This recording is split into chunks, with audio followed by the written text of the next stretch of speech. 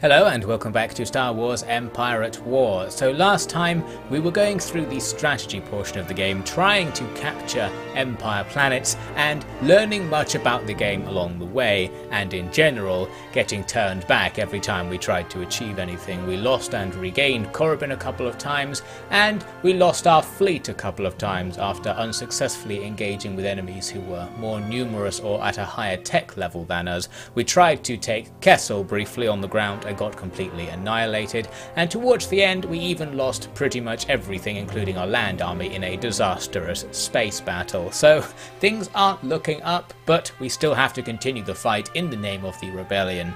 So after that loss I built up a new ground army, and fortunately the Empire didn't exploit the fact that I was very weak and they could have attacked many of my planets at will, including Korriban, which is completely undefended. They just chose to do nothing for a bit, buying me the time I needed to make a new fleet and army.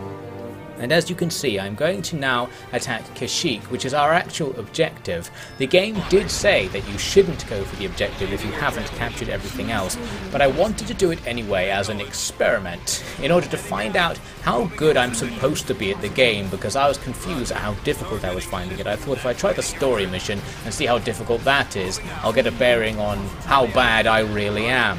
As you can see, I finally worked out that you can spam reinforcements in these space battles. So while I take losses attacking the space station over Kashyyyk, by just getting through our fleet by sheer attrition, we are able to bring it down even without any particularly heavy ships in our fleet, and the nearby missile cruiser that was also defending it was eventually hunted down and taken out. You might have spotted on the strategy map that the enemy fleet was supposed to have like 10 things in it, but it was just because they had loads of transports in the corner carrying ground units, so that meant we got loads of free kills at the end there. Very nice. So took a few losses on our side, but probably did more damage to the enemy overall if you total up the cost of all these units, although it's still not that much of a difference, I think. Now we've unlocked the ability to attack Kashyyyk using our newly built ground army, so we'll bring it in and go for the attack, and this triggers the next story mission. So in this mission we have to free the Wookiees of Kashyyyk who have been imprisoned by the Empire. Han Solo is here for whatever reason, perhaps trying to get Chewie out of trouble, and he's going to kind of help us out. He just acts like a ground unit. You can walk around with him and shoot enemies. Doesn't really help out too much though. The main advantage we have now over previous ground battles we saw is that I've bothered to research actual units. So now we can deploy our mainstay ground units, the normal tank and long-range artillery. The long-range artillery can completely wipe out infantry just like that, as you can see, and the normal tank is okay, although I was disappointed here to see that small arms fire damages them quite heavily, so they can't go and literally tank infantry, because the infantry might just shoot them even if they're not anti-vehicle units, so that is a shame. Now the actual objective is to destroy various prisons around the map, which is fine. The only problem is they have an absolutely ludicrous amount of health, orders of magnitude more than normal buildings, so it took ages to destroy them. You would have seen there how 2 pixels or so of the health bar took a while to get rid of. So eventually we destroy prison number 1. There was another prison across the road, so we get started on that.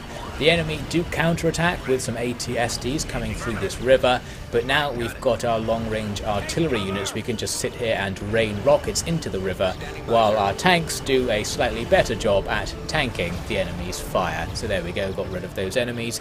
And now that damage has been done, we can use R2-D2 and C-3PO to actually repair units, even if they're not very close to the repair pad, which I've built just outside the enemy prison there.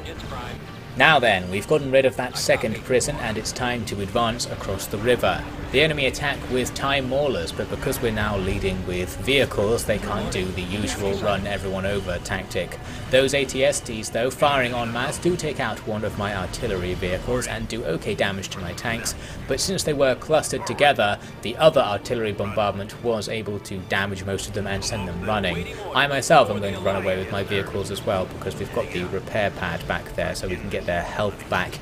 One vehicle runs off and gets shot by an enemy turret, luckily an anti-infantry turret, but now that we've seen the turret and know that it's there, we can take it out using our artillery. Han Solo almost dies because I accidentally ordered him to run in on his own. But after that, we're going to pull everyone back and now use a little trick. The artillery pieces come with these spotter units that can reveal the fog of war, so we can use them to see where the turret is and then hit it with missiles just before it disappears, and there we go, we've taken it out. Once the enemy's defences were cleared up thus, we can push across and try to secure the area around the next prison, and I'm using the wookies who we freed from the last prison to attack the enemy infantry here, since they don't count as filling population space, they're just free units, so might as well use them. There was some more resistance in the area though, because some maulers appeared from the trees to the north and quickly ran over half of my infantry, as usual, so that didn't go especially well. Then some ATSTs run in and get blown up at point blank range because I've got quite a lot of the Plex troopers, the rocket launcher guys here, and the artillery supporting. The issue I'm having is that so many of my units are focusing on shooting the damaged sponge building that we're not getting very efficient damage on the enemy, so that's a shame. While the attack on the prison was going on, I wanted to try and take the nearby capture point. I thought, well, we can easily take down that ATST that's guarding it using this tank and anti-vehicle infantry, but for some reason after the ATST was killed, my tank was also killed, which also explained why I seemed to be taking so much damage in the fight. Yes, there was a anti-vehicle turret hidden behind a tree that I just couldn't see the whole time, so that sucked. Eventually got infantry to take out the turret, we dealt with the prison, and we got the capture point. I can use the extra population space to pull in a field commander. This is a special unit that quite greatly enhances your line of sight for all units while it's on the field. It might give them extra health or something as well. And that's particularly useful in conjunction with units like the artillery, who can fire much further than they can normally see. The enemy do stage a counterattack, a few ATSTs and a load of generic infantry, but really that's nothing special. Since we have the tanks and artillery on our side, we can just shoot them down. The tanks have a special anti-infantry weapon which you can switch to, which I think I eventually worked out. Their normal gun isn't very effective against infantry, unfortunately, but we do have the wookies. They can just swarm the enemy and get rid of them. Here's the tanks in their alternate fire mode. They shoot rockets there. It's good against infantry and buildings and kind of good against vehicles, but not really. Seems to have mixed results. Anyway, so that ends the mission. We freed all 5 of the sets of Wookiee prisoners, and that's that. Han Solo runs off with Chewie, presumably. We only lost 1 unit of tanks across the whole thing, so overall that went well and was a nice change of pace from everything going badly. The problem now is that by completing a story mission, we're going to make the Empire much more powerful, because the reason you were meant to conquer everything before doing that mission is that the enemy now get loads of additional planets given to them that previously just weren't active. So our new mission is to go to that planet over there that's marked and capture someone who's about to reveal information on the rebellion to the Empire, someone the rebellion had been working with, although it doesn't say specifically who it is. And now getting to it will be difficult because there are loads of Empire planets in the way, and of course because the Empire have all those planets, they have a much bigger economy than us, so they're going to be able to build things much faster than we are. They also immediately start taking the neutral planets that appeared and attacking the pirate ones as well, so their advantage is only going to be getting bigger right now. Obviously, we need to take some of the Empire planets that are right next to us in order to try and rebalance things as quickly as possible. However, I was foolishly making such thoughts with the timer still running, so the enemy attacked me while I was sitting there doing nothing. We can see a new Imperial fleet has been built, and this one actually has a proper Imperial Star Destroyer in it. You can see it there, basically the same size as our space station. What I wanted to do here was repeat the success of an earlier encounter where I self-destruct the station to blow up the enemy's capital ships.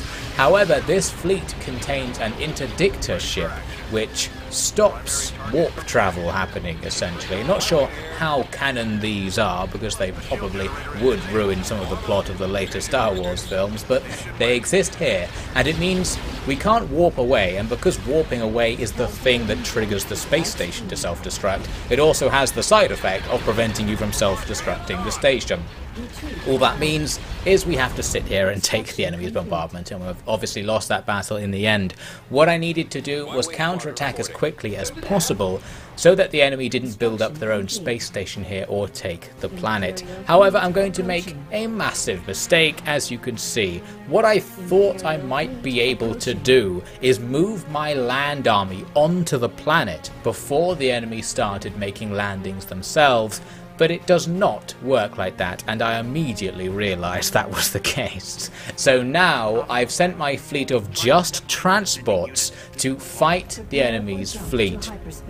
And what's worse, we can't escape. Because they have the interdictor ship, our things can't warp out, we just have to sit in the corner of the map and get shot, and that's not going to be too productive. I keep trying to escape because I thought maybe there's a cooldown on its ability to stop our hyperspace access, but apparently not, so we are just trapped, and every single land unit is killed. That's most of my land army gone. A few of the units did stay behind on Kashyyyk, so it's not completely everything, but the majority of it. That's nice, and those tanks in particular take a very long time to build, so it's going to be a while before we get them back. Then immediately afterwards, the enemy do make the land attack against Kuwait that I was trying to defend against.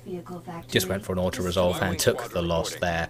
So with that over, another lesson has been learned, although I think really I knew you couldn't sneak a ground army past a space fleet. I was just trying it for some reason because I'm insane, but now we definitely know you can't do it. You can't actually do it, by the way, if your army is small enough, but there's a little icon that appears on it telling you that you can do it if that is the case. Maybe that's what was confusing me. I didn't realise I wasn't small enough to do it.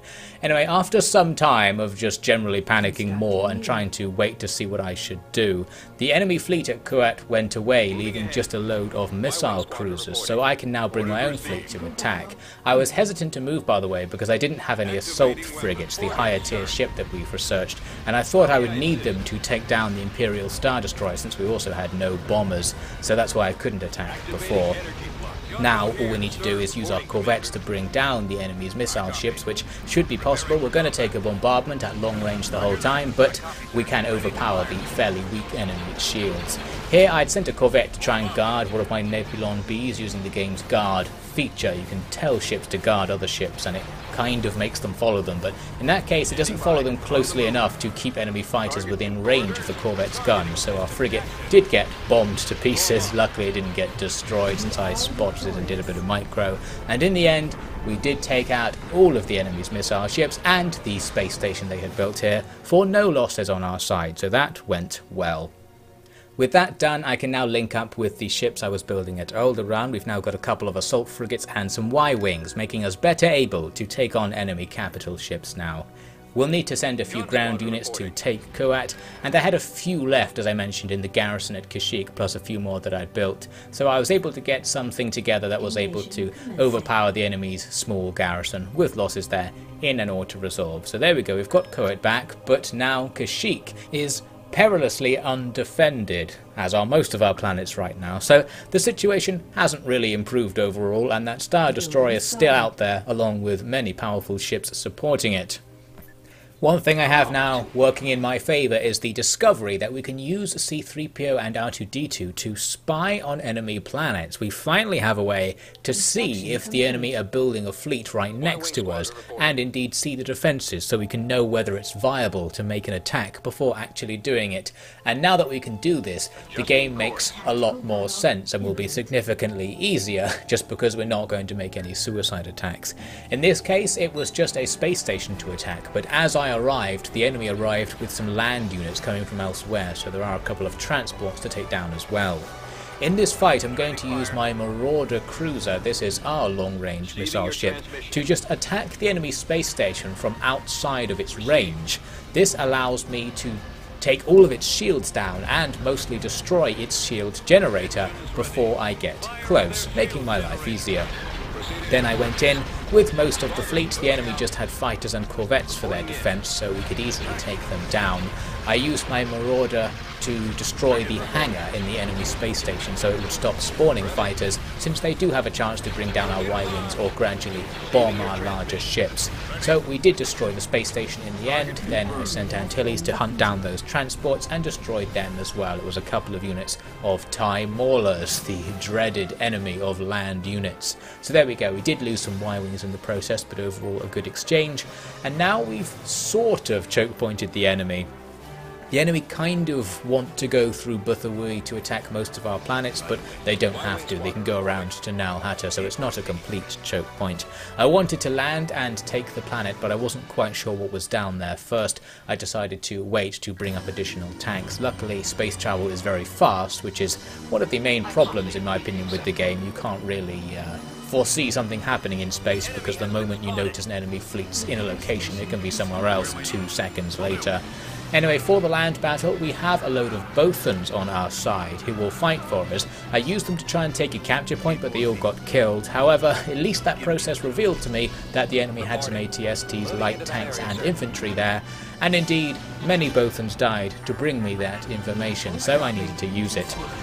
As I sent my units in that direction, the enemy sent 1 squad of infantry to capture my original reinforcement point, so I realised I needed to leave some units behind to actually defend it from the other direction. And here we go with the tanks, just rolling in to try and hunt down those enemy infantry units. The problem I had here is that regular rifle infantry, their stormtroopers, can actually just shoot up the tanks and destroy them. Even just 1 or 2 units is enough to take out our tanks, which is disappointing as noted earlier. So I'm going to have to take things a little slow and use repair pads to constantly get my tanks back to full health. Something that we have going for us here is the fact that it's raining. That means the attacks from the enemy ATSTs are less accurate. All laser attacks are less accurate when it's raining. I guess to simulate the fact that the lasers would refract as it moved through the water. I don't think that's canon, because if we start acknowledging that blaster fire can be refracted and reflected, then you could just wear a giant suit made out of mirrors and you'd be invincible. But anyway, for the sake of the game, it's going to help us out here. Oh, but as I actually said that, it did stop raining, as you might have noticed, so the rain effect went away after a while, and now we're back to regular conditions. Our first assault wave ended up getting taken out just by being overwhelmed by the enemy's lighter tanks, which I guess are a little bit more useful than our lighter tanks, and because I was divided trying to defend my base and attack at the same time, I didn't have my artillery supporting my main attack, which I think was a mistake. So now we're just going to pull in reinforcements and go in for another wave, very limited by our population space, as you can see. Tried bombing the enemy tanks, no idea if that did any damage, and the Bothans have now respawned so they can join the army. This second wave was more effective with the artillery supporting, as we can see there. We can do lots more damage, and I'm going to focus on trying to stay near my repair point so we can overcome the enemy's tanks. I also sneakily took this capture point, so now I can bring down a load of extra reinforcements right next to where the enemy are attacking me, and now that's going to allow me to get some momentum going in my favour. Still struggling just to take out the basic infantry, but apart from that, things are going well. The enemy counterattacked a couple of times, and each time I just fell back and allowed my turrets to help me out in the fight so we can get a nice clean exchange. The anti-vehicle turrets are well able to bring down ATSTs and the enemy's light tanks with no trouble whatsoever. Once I'd killed enough, I advanced into the enemy base. It's defended by a shield, but you can just go through the shield, and once inside, I can try to attack the generator to get rid of it. The only thing the shield's doing right now is stopping me from bombing them using my Y-wing, so taking it out will make it easier to destroy their base. There were a few units spawning inside, but nothing too much in the face of all my tanks, although that said, even with loads of tanks, it still takes a while to bring down those basic infantry units. So there we go, now we've taken out the shields, we can call in Y-wings to attack the enemy structures. This ATST takes a massive volley of rockets and takes almost no damage. Those rockets really aren't very good against vehicles, despite rockets being the counter to vehicles. Lots of odd things to discover in this game. Anyway, the Y-Wings actually took out the AT-ST there, and I ended up going around with the tanks and my rocket launcher guys just blowing up everything, taking out all of their base and the buildings. I thought I'd need to take out the turrets as well, but it turns out you don't need to, they don't count as being part of the enemy base. So there we go, we are victorious. We have taken Botha Wui, lost some rocket launcher guys and some tanks, but overall I think that went quite positively. So we've got this place held down, and as I said, it's sort of a choke point. It comes with a special bonus. You can actually now see enemy fleet movements as long as they are close to Botha Wui because of the Bothan spy network. This means the game is now a little bit more like I expected it to be, where you can see the enemy movements. The only issue is that it doesn't necessarily help because they're just moving all over the place in a crazy AI sort of way, so we couldn't determine any plan from all of their mad movements, and eventually they just moved around the long way to attack Kashyyyk as I had feared.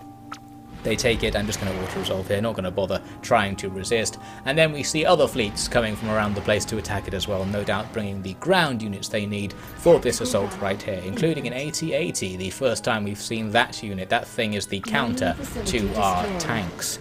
So really at this point in the game, we need to be able to divide our fleets up or put more land units on our planets so that we can hold out. The problem is we're taking casualties so quickly that we can't afford to do it. I even paused the game to just get out of the chaos for a second and think, what can we do here to actually make a comeback? Now I do come up with a strategy. It's not a very good one, but I'm still going to leave you waiting to find out just how special it is in the next episode.